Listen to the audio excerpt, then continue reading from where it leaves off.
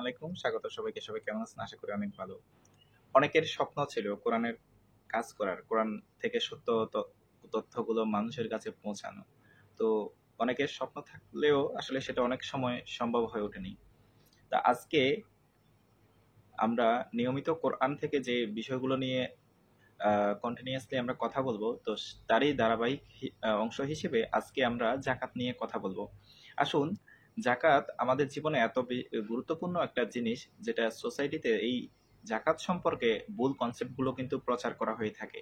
এই বিষয়ে আমরা আজকে একটু কোরআন থেকে সত্যটা জানতে পারবো। আপনি যদি বিশ্বাসী হয়ে থাকেন তথা মুমিন হয়ে থাকেন, তাহলে এই ভিডিওটা আপনার জন্য জাকাত সম্পর্কে আপনার যে প্রশ্নগুলো আছে বা আপনাদের প্রশ্নগুলো আছে, বিভিন্ন সময় বিভিন্ন অকেশন বিভিন্ন ফেস্টিভ্যালে আমরা দেখে থাকি সমাজের যে মৌলবীদের কাছে যে মানুষ ধর্ণা দেয় যে জাকাত সম্পর্কে কি বলা হচ্ছে, বা আমার এই রকম সম্পদ আছে স্থাবর অস্থাবর, সেক্ষেত্রে আমার জাকাতের সম্পর্কে আল্লাহ কি নির্দেশনা দিয়েছেন, কিংবা আমাদের দেশে বিভিন্ন ঈদের সময় সদাকার একটা মূল্য নির্ধারণ করা হয়ে থাকে। আসলে এই বিষয়ে আমরা একটু কথা বলবো।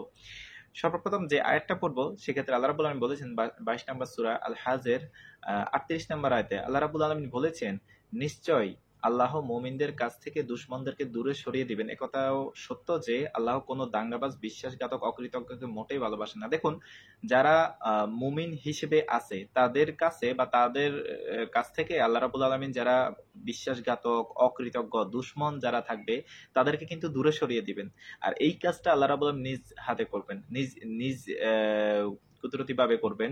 আর এতে করে মুমিনদের খুশি হওয়ার একটা বিষয় আছে, যারা তাদের জীবনে অকৃতজ্ঞ হয়ে এসেছে, যারা তাদের জীবনে বিশ্বাসঘাতক হয়ে এসেছে, তো এদেরকে আল্লাহ দূরে সরিয়ে দিবেন। আসুন, আমরা আরেকটা বিষয় দেখে নিই। 6 নম্বর সূরার 38 নম্বর আয়াতে আল্লাহ রাব্বুল আলামিন বলেছেন, আর পৃথিবীর বুকে যত প্রাণী রয়েছে সেসব পাখি দুটো পাখায় ভর করে উঠছে, সেসবের মধ্যে এমন কিছু নেই তোমাদের মতো যাদের উম্মত নেই। একটা বিষয় আপনি দেখেন, সেটা হচ্ছে এই যে আমরা মানুষ কিংবা আমাদের যে পরিবেশে পশু পাখি, গাছপালা ইত্যাদি যত প্রাণী আছে, আল্লাহ বলছে পৃথিবীর বুকে যত প্রাণী রয়েছে সেসব আহ, এবং যেসব পাখি দুটো পাখায় ভর করে উঠছে, সেসবের মধ্যে এমন কিছু নেই তোমাদের মতো যাদের উম্মত নেই। তো তারা হচ্ছে সোশ্যাল বিং হিসেবে বা তাদেরও একটা সোসাইটি আছে, ঠিক আছে। এরপরে আমরা দেখি, লিখিত আল কিতাবের মধ্যে মানব দরকারি কোনো জিনিসের বিবরণ বাদ পড়েনি, অবশেষে তাদেরকে অবশ্যই তাদের রবের দিকে হাসরের জন্য হাঁকিয়ে আনা হবে। যারা বলে থাকে পবিত্র কোরআনটা হচ্ছে সংক্ষিপ্ত আকারে এবং এর বিস্তারিত হিসেবে মানুষের লিখিত কিতাব বিভিন্ন বই, 6টা বইয়ের কাছে যেতে হবে, এটা একদমই ভুয়া কথা। আল্লাহ বলছেন যে মানুষের প্রয়োজনীয় কোনো কিছু এই কোরআনে বাদ যায়নি। সুতরাং আল্লাহর এই কথাটাকে আমরা বিশ্বাস করব না, নাকি আমরা সোসাইটির যেসব মৌলবী নামধারী লোক, শয়তান রূপী যে লোকগুলো আছে, আমরা তাদের কথা বিশ্বাস করব? কারণ কোরআনটাই হচ্ছে, দেখুন, এই কোরআনটাই, এই ইসলামটাই কিন্তু এই কোরআনের ভিতরে যা আছে এটাই হচ্ছে ইসলাম, এর বাইরে কোনো ইসলাম না। তা আসুন, আমরা হচ্ছে যে আল্লাহর এই কথাগুলো বিশ্বাস করে নিই। এবং আজকে যে কথাগুলো বলবো, আমরা পবিত্র কোরআনের বিভিন্ন আয়াতে এই জিনিসটা দেখতে পাই যে আকিমুস সালাত ওয়া আতুজ যাকাত, অর্থাৎ সালাত কায়েম করুন আর জাকাত আদায় করুন। এই জাকাত সম্পর্কে আজকে আমরা শুনবো যে কোরআনে আল্লাহ যে বিষয়গুলো বলছেন জাকাত সম্পর্কে। এই ভিডিওটা জাকাত সম্পর্কে যদি আপনার প্রশ্ন থেকে থাকে, তাহলে এই ভিডিওটা, আজকের এই ভিডিওটা আপনার জন্য। যে জাকাত কতটুকু দিতে হবে, কাকে কাকে দিতে হবে, কিভাবে দিতে হবে, কিংবা কখন দিতে হবে, এই সকল প্রশ্নের উত্তর আজকের এই ভিডিও থেকে আমরা জানবো। আসুন, এই বিষয়ে আল্লাহ রাব্বুল আলামিন বলছেন 41 নম্বর সূরা ফুসসিলাতের 7 নম্বর আয়াতে আল্লাহ বলছেন, যারা জাকাত আদায় করে না তারাই তো আখিরাতকে অস্বীকার করে। প্রথম এই আয়াতেই আমরা জানতে পারলাম যারা জাকাত আদায় করে না কিংবা জাকাত দেয় না, তারা হচ্ছে আখিরাতকে তারা অস্বীকার করে। যে মৃত্যুর পরে আল্লাহ রাব্বুল আলামিন আমাদের হিসাব নিকাশ নিবেন, সেরকম পরকালকে তারা হচ্ছে অস্বীকার করে। এরপরে 8 নম্বর সূরা আনফালের 41 নম্বর আয়াতে আল্লাহ বলছেন, তোমরা সবাই জেনে রাখবে। এখন যে প্রশ্নটা আপনি করবেন যে আমরা জাকাত কখন দেব আর কাকে কাকে দেব, এই প্রশ্নের উত্তর এই আয়াতে আছে। এবং তোমরা সবাই জেনে রাখবে, যে কোনো কিছু থেকে লাভ তথা গনিমত হিসেবে তোমরা যা পাবে তা থেকে 5 ভাগের 1 ভাগ, এই নিচে যে শ্রেণী বিভাগ করা হয়েছে সেক্ষেত্রে কিন্তু বলা হয়েছে কাকে কাকে দিতে হবে। আসুন, এই বিষয়ে আমরা একটা সত্য জানতে পারি, সেটা হচ্ছে আল্লাহ রাব্বুল আলামিন বলেছেন, যখন, এবং তোমরা সবাই জেনে রাখবে যে কোনো কিছু থেকে লাভ হিসেবে তোমরা যা পাবে, আপনি যখন যখন লাভ হিসেবে যা পাবেন তার থেকে একটা অংশ, আল্লাহ বলছেন তা থেকে 5 ভাগের 1 ভাগ, একটা অংশ আপনি কিন্তু 5 শ্রেণী বিভাগে আল্লাহ করে দিচ্ছেন, তাদেরকে দিতে হবে। ধরো, এবং কাদেরকে কাদেরকে দিতে হবে এই বিষয়ে আমরা একটু জেনে নিই। সেখানে বলা হচ্ছে 1 ভাগ আল্লাহ, আল্লাহ তাআলার বিশেষ বার্তাবাহক রাসূলের জন্য, তার ঘনিষ্ঠতর আত্মীয়দের জন্য, ইয়াতিম অনাথদের ও কোরআনের কাছে যারা ব্যস্ত তাদের জন্য। দেখুন এখানে কিন্তু কোনোভাবেই মাদ্রাসা, মাহফিল কিংবা মসজিদ এই খাতেরগুলোর কথা বলা হয়নি। দেখুন এখানে বলা হয়নি, এই আয়াতে বলা হয়নি যে আপনি বছরে শতকরা 2.5% এই কথা কোনোভাবেই নেই। তো কেন এই কথাগুলোকে সমাজ থেকে আমরা গ্রহণ করব? আল্লাহ রাব্বুল আলামিন যে কথা বলেছে আমরা আসুন সেই ক্ষেত্রে এই কথাগুলো শুনি। আল্লাহ রাব্বুল আলামিন বলেছেন আপনি যখন কোনো কিছু থেকে লাভ পাবেন সেক্ষেত্রে হচ্ছে তখনই হচ্ছে আপনি কি করবেন, খুমুস দিবেন। এই খুমুস মানে হচ্ছে যে জাকাত হিসেবে আমরা যা জানি সেটাকে কিন্তু মেনশন করা হচ্ছে। আল্লাহ বলছেন 5 ভাগের 1 ভাগ কাদেরকে দিতে হবে? 1 নাম্বার হচ্ছে আল্লাহকে দিতে হবে, দ্বিতীয় হচ্ছে আল্লাহ তাআলার বিশেষ বার্তাবাহক রাসূলের জন্য, তৃতীয় হচ্ছে যে তার ঘনিষ্ঠতা আত্মীয়দের জন্য, চতুর্থ হচ্ছে ইয়াতিম অনাথদের জন্য, এবং পঞ্চম হচ্ছে কোরআনের কাজে যারা ব্যস্ত তাদের জন্য, কিংবা কোরআনের কাজে যারা লেগে আছে, যেমন পবিত্র কোরআন প্রেসের জন্য, বা কোরআন থেকে সম্পূর্ণ কোরআন থেকে একটা বই তৈরি করার জন্য যে কাজগুলো আছে অর্থাৎ। এবং এইখানে 5টা খাতের বাইরে কোনো খাতের কিন্তু কথা আল্লাহ রাব্বুল আলামিন বলে নাই। আল্লাহ বলে নাই মাহফিলের কথা, আল্লাহ রাব্বুল আলামিন বলে নাই যে মসজিদের কথা, আল্লাহ রাব্বুল আলামিন বলে নাই মাদ্রাসার কথা। এই যে আমাদের সোসাইটিতে এই কথাগুলো প্রচলন আছে যে কাকে কাকে দান করতে হবে, এবং বিভিন্ন শীতের মৌসুমে আমাদের দেশে বছরের শেষে দেখা যায় যে ঈদের 2টা ঈদের সময় বা বিভিন্ন সময় মানুষ এই জিনিসগুলো হচ্ছে যে ছোট ছোট ছোট বাচ্চাদেরকে সমাজে আমরা দেখি যখন দান উঠে, দান ফাঁকার পর যখন সেগুলো দানগুলো যখন সংগ্রহ করে বিভিন্ন কিষানীরা, তখন দেখা যায় যে ছোট ছোট বাচ্চাদেরকে বিভিন্ন বস্তা নিয়ে পাঠানো হয় দান সংগ্রহের জন্য। এগুলো একদম ডাহা মিথ্যা কথা, কোরআনের দৃষ্টিতে এটা সত্য না। আপনি যদি কোরআন মেনে থাকেন, আল্লাহ রাব্বুল আলামিন কথা যদি আপনি মেনে থাকেন, তাহলে আপনার জন্য হচ্ছে যে এগুলো কখনোই মানার কথা না।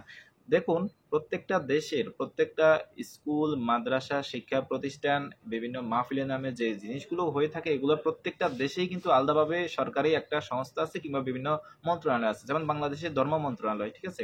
আপনি কিন্তু বাইতুল মোকাররমকে কিন্তু আপনি কোনো টাকা দিতে পারবেন না, কারণ এই প্রতিষ্ঠানটা হচ্ছে যে সরকারের ধর্ম মন্ত্রণালয়ের অধীনে জাতীয় মসজিদ, ঠিক আছে। এভাবে করে যে শিক্ষা প্রতিষ্ঠান আপনি 5 জনকে দিতে পারবেন, সেক্ষেত্রে হচ্ছে হ্যাঁ আল্লাহকে কিভাবে দেওয়া হবে, আল্লাহর কাজ, আল্লাহর পথে আপনি যদি টাকাগুলো ব্যয় করে থাকেন, ঠিক আছে। এক্ষেত্রে বলা হচ্ছে রাসূলকে যদি না পান, যেহেতু আল্লাহ তাআলার বিশেষ বার্তাবাহক রাসূলকে যদি আপনি না পান, তাহলে আপনি কাকে দিবেন? আপনার যে ঘনিষ্ঠ আত্মীয় স্বজন আছে আপনি তাদের মাঝে এই যাকাতের টাকাটা বন্টন করতে পারেন। ইয়াতিম অনাথ যারা আছে তাদের ব্যাপারে আপনি খরচ করতে পারেন। এছাড়া যেটা হচ্ছে যে কোরআনের কাজে যারা ব্যস্ত তাদেরকে, কিংবা কোরআনের কাজের সাথে যারা লেগে আছে এইসব ভাইদেরকে বা বোনদেরকে আপনারা এই টাকাগুলো হচ্ছে ব্যয় করতে পারবেন। এর বাইরে মসজিদ, মাদ্রাসা, মাহফিল থেকে শুরু করে অন্য কোনো শিক্ষা প্রতিষ্ঠান, কোনো অকেশনের ব্যাপারে কিন্তু খরচের ব্যাপারে বলা হয়নি। খরচ করতে হবে এই যে শ্রেণীবিভাগ। আল্লাহ রাব্বুল আলামিন বলছেন, যদি তোমরা আল্লাহ তাআলার প্রতি আস্থাবান হয়েই থাকো আর আমি আমার বান্দার কাছে যা কিছু ফুরকান তথা সত্য ও মিথ্যার মাঝে পার্থক্য দিয়ে থাকি, সেদিন দুটো জিনিস যাকাত এবং সদাকা একত্রে মিলিত হয়। আসলে আল্লাহ তাআলা সকল বিষয়ের উপর কুদরত তথা পূর্ণ ক্ষমতা রাখেন।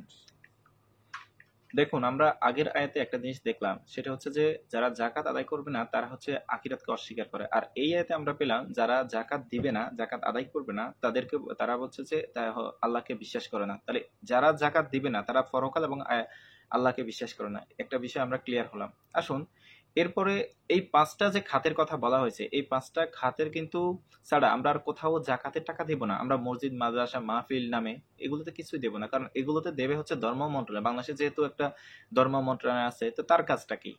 আপনি শুধু কি ধর্ম মন্ত্রণালয়ের কাজ কি এই যে আপনার হচ্ছে যে ঈদ উল ফিতর যখন হবে, ঈদ কবে হবে বা চাঁদ কখন উঠবে, এটাই কি তাদের কাজ? না। ধর্ম সংক্রান্ত যত কিছু রিলেটেড কনসার্ন আছে, রিলেভেন্ট সবকিছু কিন্তু আপনার ধর্ম মন্ত্রণালয়ের কাজ। আসুন এরপর আমরা দেখে নিই 6 নম্বর সূরা আল আনআমের 141 নম্বর আয়াতে আল্লাহ বলছেন, আল্লাহ তো মাসানওয়ালা ও মাসান ছাড়া সব রকমের জান্নাতের বাগিচা দুনিয়াতে তৈরি করে রেখেছেন, খেজুর আর ফসল ক্ষেত্র, যাতে নানা রকম ফলমূল সৃষ্টি হয়, জলপাই ও আনার একই রকমের ও বিভিন্ন রকমের। যখন ফসল তৈরি হবে তখন তোমরা এইসব ফলমূল থেকে খাবে, আর রবের জন্য নির্দিষ্ট অংশ তা থেকে ফসল কাটার দিনই দিয়ে ফেলবে। একটা জিনিস এই আয়াতের এই অংশটা আপনি একটু নোট করেন। আর রবের জন্য নির্দিষ্ট অংশ তা থেকে ফসল কাটার দিনই দিয়ে ফেলবে, তোমরা অপচয় মোটেই করবে না, নিশ্চয় মহান রব অপচয়কারীদেরকে মোটেই ভালোবাসেন না।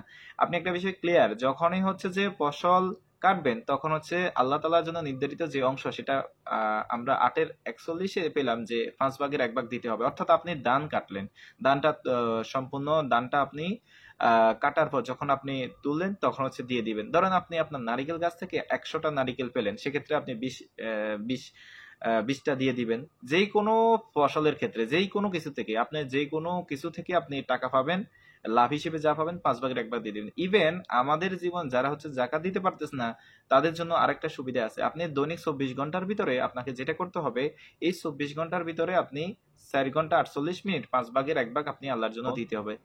যখন যখন দেখুন বছরে শতকরা 2.5% বাদ দিয়ে আল্লাহ রাব্বুল আলামিন কি বলেছেন, আপনি লাভ হিসেবে যখন যখন পাবেন সেক্ষেত্রে হচ্ছে আপনাকে 5 ভাগের 1 ভাগ দিতে হবে। কাদেরকে দিতে হবে? পাঁচটা শ্রেণীর আল্লাহ করেছেন। এবং হচ্ছে যে আল্লাহ বলছে যখন ফসল কাটবে তখন আল্লাহর জন্য নির্ধারিত অংশ দিতে হবে। তার মানে হচ্ছে যখন যখন যেখান থেকে আপনি লাভ হিসেবে যা পাবেন সেখান থেকে 5 ভাগের 1 ভাগ লাভ হিসেবে যা পাবেন সেক্ষেত্রে আপনি দিয়ে দিবেন। হ্যাঁ, এবং এই 5 জনের বাইরে কাউকে কিন্তু দিতে হবে না। এটা আল্লাহ বলেনি। আপনি যদি করে থাকেন আল্লাহর প্রতি আপনার আস্থাটা থাকবে না। কেমন? আসুন 41 নম্বর সূরা ফুসসিলাতের 26 এবং 27 নম্বর আয়াতে আল্লাহ রাব্বুল আলামিন বলছেন, আর যারা আয়াত গোপনকারী কাফের তারা বলে তোমরা এই কোরআন তথা রব্বানী তন্ত্রের আইন মোটেই শুনবে না। যখন আপনি জাকাতের কথা বলবেন সোসাইটিতে অনেকে দেখবেন যে আরে এরা কি বলে, কিন্তু আপনি কিন্তু ঠিক কোরআন থেকে কথা বলছেন, কিন্তু ওরা বলতেছে যারা আয়াত গোপনকারী, আল্লাহ বলছেন যারা আয়াত গোপনকারী কাফের তারা বলে এই কোরআন মোটেই তোমরা শুনবে না। তাহলে এরকম তো আমাদের সোসাইটিতে দেখতে পাওয়া যায়, ঠিক না? আর তার মাঝখানে নিজেদের বানানো আইন গণতন্ত্র, রাজতন্ত্র, সমাজতন্ত্র, মোল্লাতন্ত্র দ্বারা হট্টগোল বাঁধিয়ে দিবে, হয়তো এভাবেই তোমরা জয়ী হবে। অর্থাৎ হচ্ছে সোসাইটির এইসব মৌলবী লোকগুলো বলবে যে যারা এইভাবেই ভিডিওর মাধ্যমে কথা বলে কিংবা জাকাতের বিষয়ে সমাজের যে সোসাইটিতে যেটা প্রতিষ্ঠিত জাকাতের ব্যাপারে আছে এর বাইরে যারা কথা বলে এদের কথা তোমরা শুনবে না।